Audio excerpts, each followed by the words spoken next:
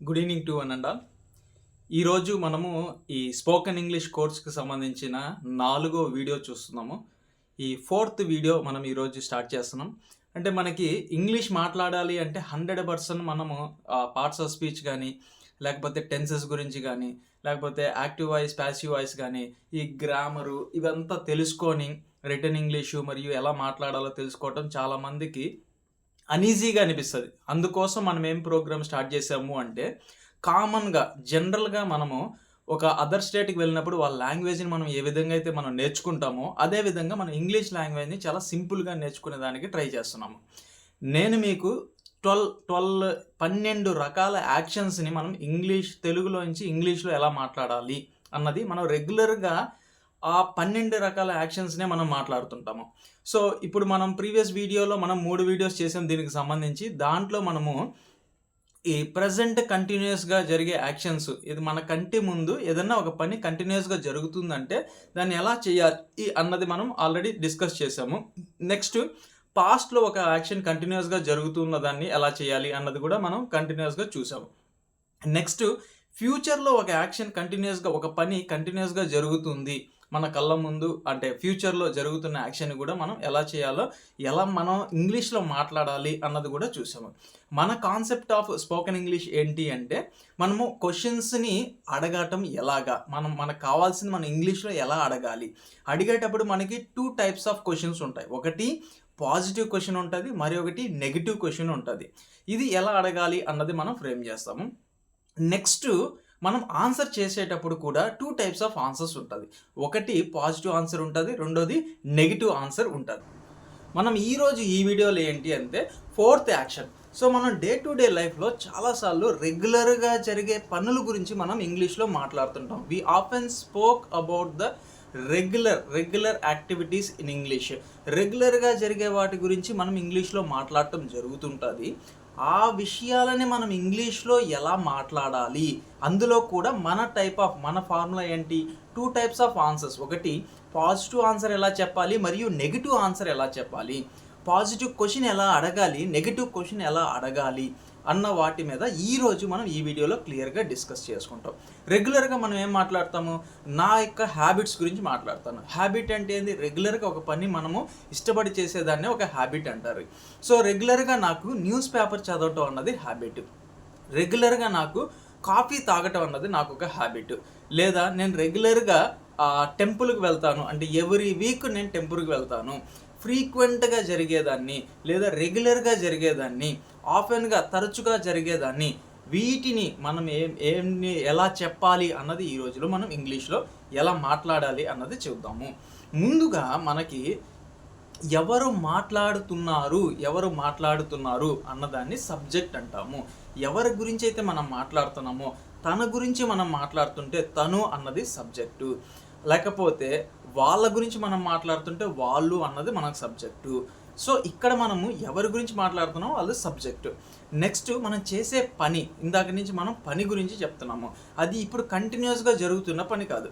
So నేను రెగ్యులర్గా cricket ఆడతాను అన్నది మనం చెప్పాలనుకోండి, ఐ ప్లే క్రికెట్ రెగ్యులర్లీ అని చెప్తాము. I play cricket regularly. So మీరు బాగా గుర్తుపెట్టుకోండి, ప్రీవియస్ వీడియోలాగా ప్లేగానే యూజ్ చేసాను తప్ప ప్లేకి ఐఎన్జీ యాడ్ చేసి ఐ ప్లేయింగ్ క్రికెట్ రెగ్యులర్లీ అని చెప్పట్లేదు.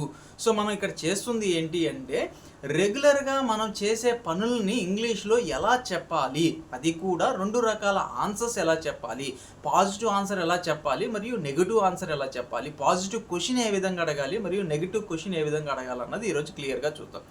ముందుగా సబ్జెక్టు ఎవరైతే మనకి హీ కానీ, షీ కానీ, ఇట్ కానీ, అంటే లేదా ఒక పర్సన్ గురించి, ఒక పర్సన్ చేసే రెగ్యులర్గా చేసే యాక్షన్ని మనం చెప్తున్నప్పుడు మనం ఏ విధంగా స్టెప్స్ తీసుకోవాలన్నో చూద్దాం.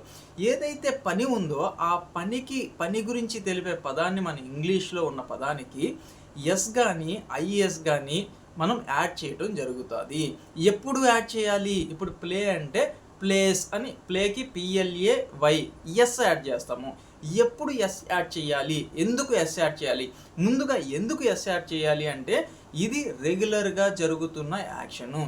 ఏదన్నా మనం ఇంగ్లీష్లో రెగ్యులర్గా జరుగుతున్న యాక్షన్ గురించి మాట్లాడేటప్పుడు ఎవరు అయితే రెగ్యులర్గా పనిచేస్తున్నా వాళ్ళ గురించి మనం చెప్తున్నప్పుడు అది సింగులర్ పర్సన్ అయితే, ఒక్క పర్సన్ అయితే, లేదా ప్రొనౌన్స్లో హీ కానీ షీ కానీ ఇట్ కానీ వచ్చినప్పుడు ఏదైతే పని గురించి తెలుపుతున్న పదం ఏదైతే ఉంటుందో, మనకి ఏదైతే వర్బ్ ఉంటుందో ఆ వర్బ్కి మనము ప్లెయిన్ వర్బ్ యూజ్ చేయకుండా we should add S or ES or IES, S కానీ ఈఎస్ కానీ మనము యాడ్ చేయడం జరుగుతుంది. ఒక ఎగ్జాంపుల్ చేద్దాము. అతను క్రికెట్ రెగ్యులర్గా ఆడతాడు. ఇప్పుడు ఆడుతూ ఉన్నాడు కాదు, నిన్న ఆడుతూ ఉన్నాడని కాదు, ఫ్యూచర్లో ఆడుతూ ఉంటాడు అని కాదు. అతడు క్రికెట్ రెగ్యులర్గా ఆడుతాడు. సో ఇక్కడ మనకి రెగ్యులర్గా అన్న పదం వచ్చింది కాబట్టి దీన్ని మనం ఈ విధంగానే చెప్పాలి. రెగ్యులర్గా పదం వచ్చినప్పుడు మోహన్ సార్ ఏం చెప్పారు అంటే తన గురించి అతను అంటే సింగులర్, అతను హీ ఆడటాన్ని మనం ఇంగ్లీష్లో ఏమంటామంటే ప్లే అంటారు. ప్లే అంటే ఏంది? PLAY play. సో ఇక్కడ ఏం చెప్పారు అంటే రూల్ బాగా గుర్తుపెట్టుకోండి. ఎక్కడైతే మనం సింగులర్ పర్సన్ గురించి మాట్లాడుతున్నామో ఆ ప్లేకి ఎస్ యాడ్ చేయడం జరుగుతుంది. హీ ప్లేస్ క్రికెట్ రెగ్యులర్లీ, ఇది కరెక్ట్ ఆన్సర్. సో ఎలా చెప్పాలి అంటే అతడు క్రికెట్ రెగ్యులర్గా ఆడతాడు, he plays cricket regularly. Sir ఇక్కడ మీకు ఇందాక కంటిన్యూస్ టెన్స్లో ఈజు, యాము, ఆరు ప్రజెంట్ కంటిన్యూస్లో జరుగుతున్న వాటికి, లేదా పాస్ట్లో ఒక పని కంటిన్యూస్గా జరుగుతుందన్న సందర్భంలో మీరు ఏం చెప్పారంటే వాజు వర్ యాడ్ చేయమన్నారు హెల్పింగ్ వర్బ్స్కి. ఫ్యూచర్లో ఒక అది కంటిన్యూస్గా జరుగుతుంది అని ఇంగ్లీష్లో మనం చెప్పేటప్పుడు దానికి విల్ బి అని యాడ్ చేయమన్నారు హెల్పింగ్ వర్బ్గా అని చెప్పారు. కానీ ఇక్కడ మనం ఎటువంటి హెల్పింగ్ వర్బ్స్ యూజ్ చేయట్లేదు. Here we are not using any kind of the helping verbs. So ఇక్కడ మనం ఎటువంటి హెల్పింగ్ వర్బ్స్ యూజ్ చేయట్లేదు. ఇప్పుడు మనం పాజిటివ్ ఆన్సర్, నెగిటివ్ ఆన్సర్ ఎలా చెప్పాలో చూద్దాం. సో ఇప్పుడు హీ ప్లేస్ క్రికెట్ రెగ్యులర్లీ. ఇక్కడ గుర్తుపెట్టుకోవాల్సింది ఏంటంటే హీ అంటే సింగులర్ కాబట్టి ప్లే కాస్త ప్లేగా వాడకుండా PLAY యూజ్ చేయకోకుండా PLAYS అనేది ఒకటి యాడ్ చేసాము. హీ ప్లేస్ క్రికెట్ రెగ్యులర్లీ అని చెప్పడం జరుగుతుంది.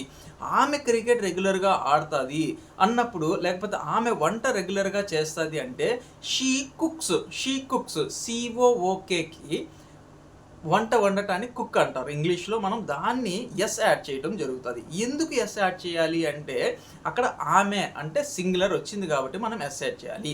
హీకి కానీ షీకి కానీ ఇట్ కానీ సబ్జెక్ట్ ప్లేస్లో వచ్చినప్పుడు, ప్రొనౌన్స్లో సబ్జెక్ట్ ప్లేస్ వచ్చినప్పుడు మనం ఏదైతే వర్బ్ ఉంటుందో దానికి ఎస్ యాడ్ చేసి సెంటెన్స్ని మనం పూర్తి చేయాల్సి వస్తుంది. By adding the S to the verb we have to complete the sentence. He plays cricket regularly. She plays cricket regularly. It plays cricket regularly. Johnny plays cricket regularly. Balu plays cricket regularly. ఈ విధంగా చెప్పడం జరుగుతుంది. So here I mentioned only one person name, that is called Balu. Here also I mentioned one person name, that is Johnny. So ఇక్కడ మనం ఒక్క person నేమే mention చేస్తున్నాం కాబట్టి, singular కాబట్టి మనము ఇదే రూల్ని ఫాలో అవుతున్నాము. Johnny plays cricket regularly is the correct one. అట్లా అంతేగాని జానీ ప్లే క్రికెట్ రెగ్యులర్లీ అనకూడదు. సార్ ఇప్పుడు మీకు వచ్చే డౌట్ ఏంది, ప్లూరల్స్ వచ్చినప్పుడు ఏ విధంగా దాన్ని సెంటెన్స్ ఫామ్ చేయాలి? Plurals is nothing but of more than one person. Whenever we are discussing about more than one person, so we have to use the plain form of the verb. So whatever the verb actually it is, so we have to use only that plain form of the verb. Play should be used as play only. PLAY ni PLAY గానే use చేయాలి. whenever plural subject వచ్చినప్పుడు అంటే Johnny and Balu ఇద్దరు కలిసి cricket ఆడుతున్నారని చెప్పాలి. So ఇక్కడ ఎవరు ఆడుతున్నారు? Not only one persons. Here 2 persons are playing cricket. 2 persons అంటే ప్లూరల్ వచ్చింది కాబట్టి మనం ఏం చేయాలి అంటే ఇందాక ఏదైతే మనం ఆడటాన్ని ఇంగ్లీష్లో ప్లే అన్నామో ఆ ప్లేని మనము ఎస్ యాడ్ చేయకుండా plain form of the verb, ఏ విధంగా అయితే మనకి యాక్షన్ వర్డ్ని మనం ఇంగ్లీష్లో చెప్తామో అదే యాక్షన్ వర్డ్స్ని V1 అంటారు, దాన్ని V1 ఫామ్నే యూజ్ చేయాలి. Johnny and Balu play cricket regularly. Plays అని యాడ్ చేయకూడదు. బాగా గుర్తుపెట్టుకోండి. Johnny and Balu play cricket regularly అని చెప్పొచ్చు. అదే మనకి ఒక పర్సన్కి అంటే నేమ్కి బదులుగా వాడితే మనం ఏమంటాం, దాన్ని ప్రొనౌన్ అంటాం. So plural form of the pronoun వచ్చినప్పుడు మనము they play cricket regularly, they plays cricket regularly అనకూడదు. దే ప్లే క్రికెట్ రెగ్యులర్లీ అనాలి. ఓకేనా? సో ఇది మెయిన్గా మీకు బేసిక్గా గుర్తుపెట్టుకోవాల్సింది. ఫ్రీక్వెంట్గా జరిగే actions. She sings songs frequently. తను ఫ్రీక్వెంట్గా సాంగ్స్ పాడుతుంది. షీ వచ్చింది కాబట్టి సింగ్, పాడటాన్ని ఇంగ్లీష్లో సింగ్ అంటాము. దానికి ఎస్ అనేది యాడ్ చేయడం జరిగింది. సో ఈ విధంగా మనం చెప్తాము. సో ఇప్పుడు మనము ఐ రీడ్ బుక్స్ రెగ్యులర్లీ అన్నాం అనుకోండి. I read books regularly. So ఇంకోటి ఐ అన్న ప్రొనౌన్ కానీ, యు అన్న ప్రొనౌన్ కానీ, దే అన్న ప్రొనౌన్ కానీ వచ్చినప్పుడు మనము ప్లూరల్గానే కన్సిడర్ చేయాలి. ఐని కూడా మనం ప్లూరల్గానే కన్సిడర్ చేయాలి. రెగ్యులర్ యాక్షన్స్ చెప్పేటప్పుడు ఐ వచ్చినా, యు వచ్చినా, దే వచ్చినా ఏదైతే వర్బ్ ఉంటుందో plain form of the verb V1 ఏదైతే ఉంటుందో ఫస్ట్ ఫామ్ ఆఫ్ ద వర్బ్డే మనం యాక్చువల్గా యాజ్ ఇట్ ఈస్గా మనము యూస్ చేయాలి.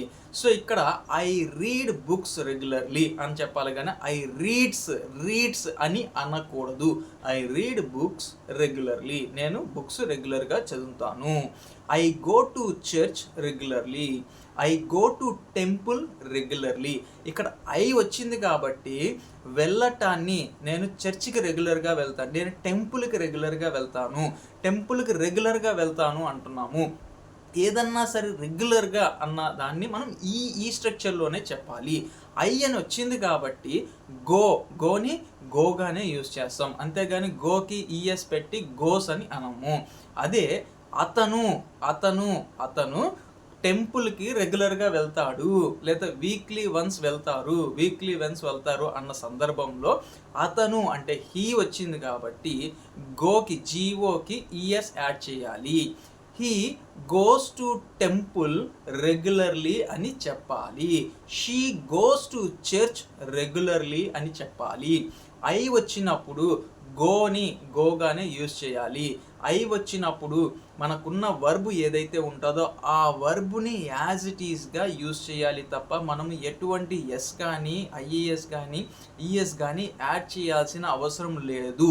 No need to add S or ES or IAS to the verb when the subject is plural.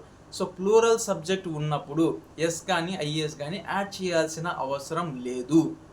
So next మన habits చెప్పేటప్పుడు, లేదంటే నిజాలు ఫ్యాక్ట్ మనం మాట్లాడేటప్పుడు, ఇటువంటి సందర్భంలో మనం ఈ స్ట్రక్చర్లోనే ఈ రూల్స్ని ఫాలో చేసే మనం మాట్లాడాలి. సో ఇప్పుడు మనకి ఎలా చెప్పాలో తెలిసింది. సో మన కాన్సెప్ట్ ఆఫ్ స్పోకెన్ ఇంగ్లీష్ ఏంటి అంటే 2 టైప్స్ ఆఫ్ ఆన్సర్స్ చెప్పాలి. మనం ఎవరన్నా నువ్వు బుక్స్ రెగ్యులర్గా చదువుతావా అని అడిగినప్పుడు మనం చదివితే నేను బుక్స్ రెగ్యులర్గా చదువుతాను అని చెప్తాం. ఐ రీడ్ బుక్స్ రెగ్యులర్లీ అని చెప్తాం. ఇది ఎప్పుడు మనం ఆ వర్క్ చేస్తుంటే కరెక్ట్ అయినప్పుడు, ఆ స్టేట్మెంట్ కరెక్ట్ అయినప్పుడు మనం పాజిటివ్ ఆన్సర్ చెప్తాం. అవునండి నేను బుక్స్ రెగ్యులర్గా చదువుతాను అని చెప్తాము. ఇప్పుడు మీ మదర్కి అడిగారు ఎవరన్నా, మీరు వంటలు రెగ్యులర్గా చేస్తారా అని అడిగారు. సో అప్పుడు తనేం చెప్పింది, అవునండి నేను వంటలు రెగ్యులర్గా చేస్తాను అని చెప్పారు. ఐ కుక్ ఫుడ్ రెగ్యులర్లీ అని చెప్పారు.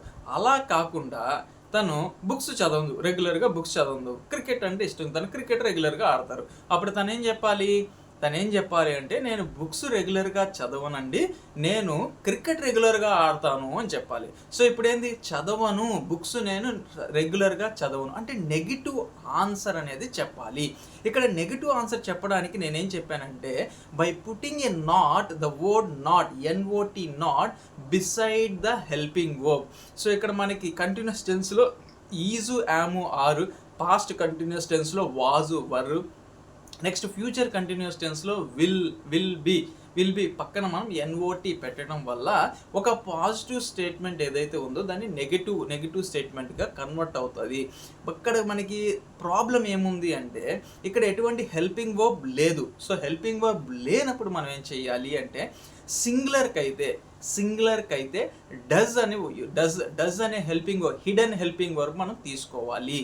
అంటే హీ ప్లేస్ క్రికెట్ అంటే ప్లేస్ని మనం డివైడ్ చేస్తే does plus play, does plus play కలిస్తే మనకి ప్లేస్ అని వస్తుంది. ఓకేనా? సో ఎక్కడన్నా సరే ఒక నెగిటివ్ సెంటెన్స్ ఫామ్ చేయాలి అన్నప్పుడు అయితే రెగ్యులర్ యాక్షన్స్ గురించి చెప్పేటప్పుడు మనకి ఎటువంటి హెల్పింగ్ వర్బ్స్ ఉండవు. అందువల్ల సబ్జెక్ట్ ఎప్పుడన్నా సరే ఒక పర్సన్ అయినప్పుడు కానీ, లేకపోతే హీ కానీ, షీ కానీ, ఇట్ కానీ వచ్చినప్పుడు, ప్రొనౌన్స్ మనకి సబ్జెక్ట్గా వచ్చినప్పుడు, హీ కానీ, షీ కానీ, ఇట్ కానీ, లేదా సింగులర్ సబ్జెక్ట్స్ వచ్చినప్పుడు we have to use the hidden helping verb ఏంటది, డజ్ అన్నది యూజ్ చేయాలి. When ever we used the does అన్నది యూజ్ చేసినప్పుడు ఆ ప్లేస్ కాస్త ప్లేనే యూజ్ చేయాలి.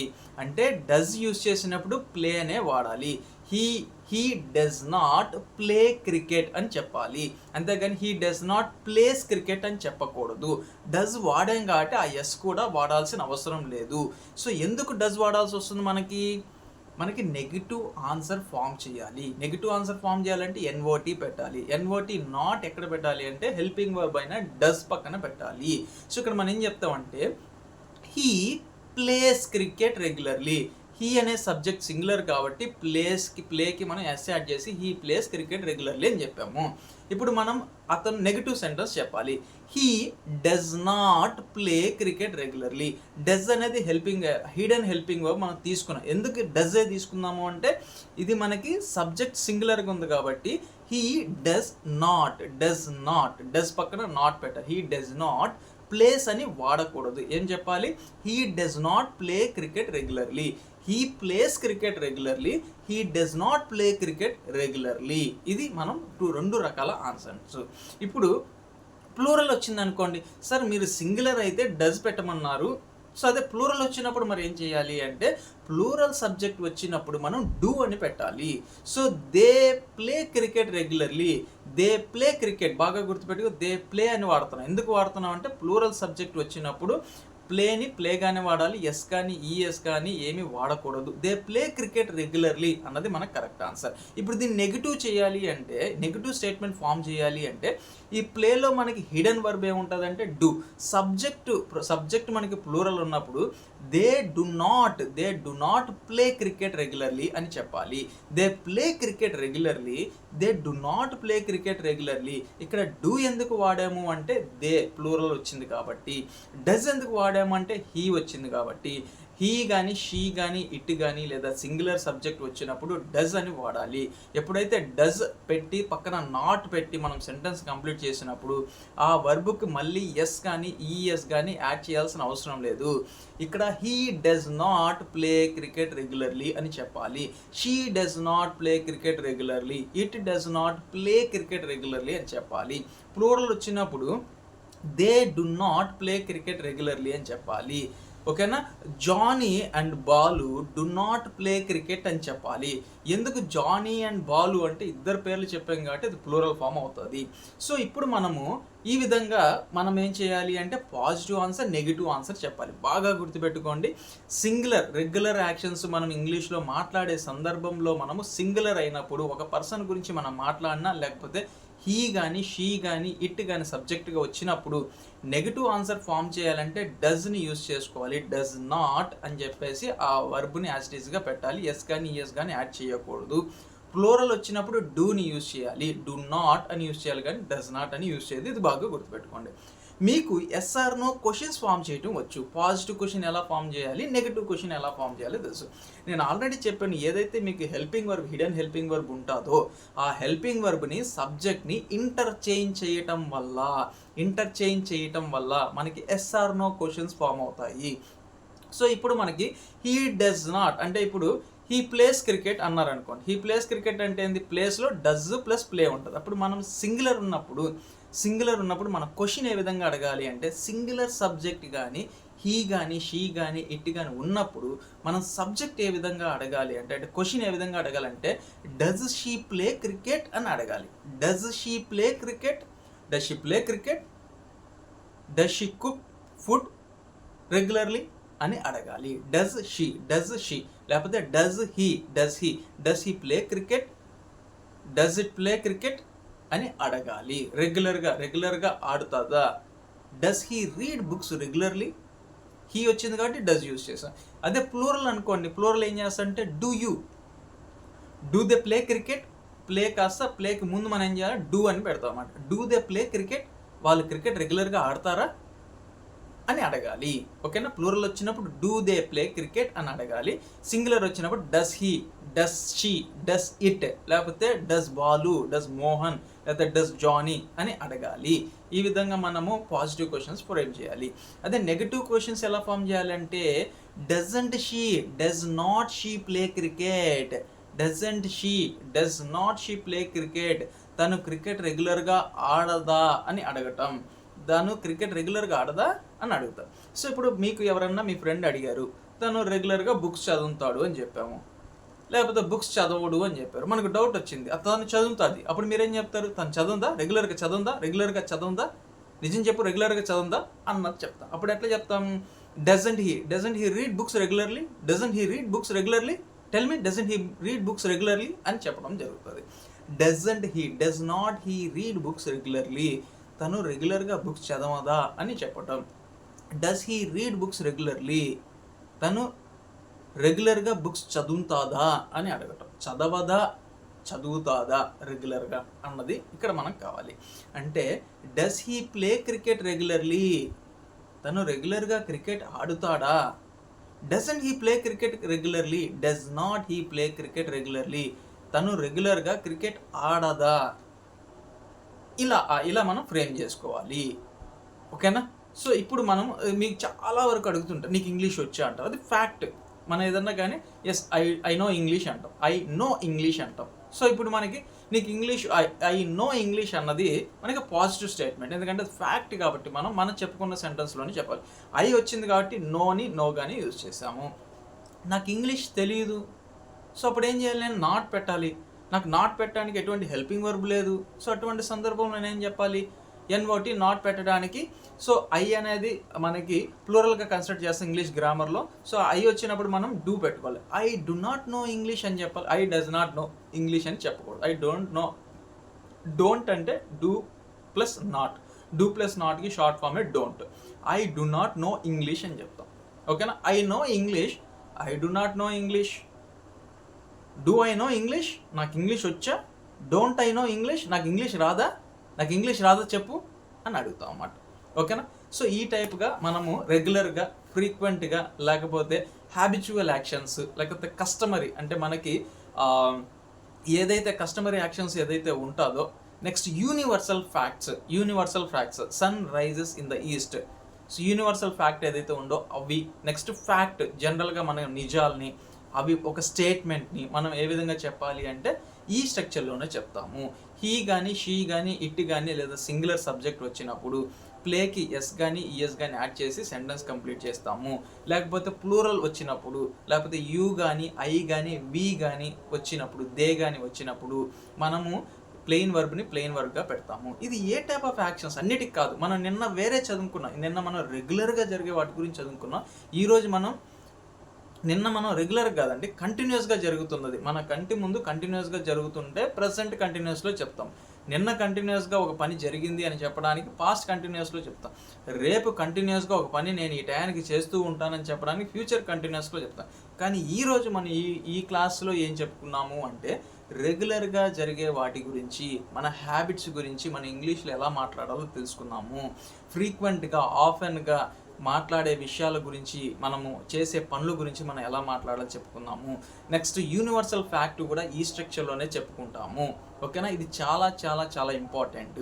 మీరు ఈ వీడియోస్ని నెంబర్ ఆఫ్ టైమ్స్ వినండి. మీకు అర్థం కాకపోతే కామెంట్ సెక్షన్స్లో కమెంట్ చేయండి.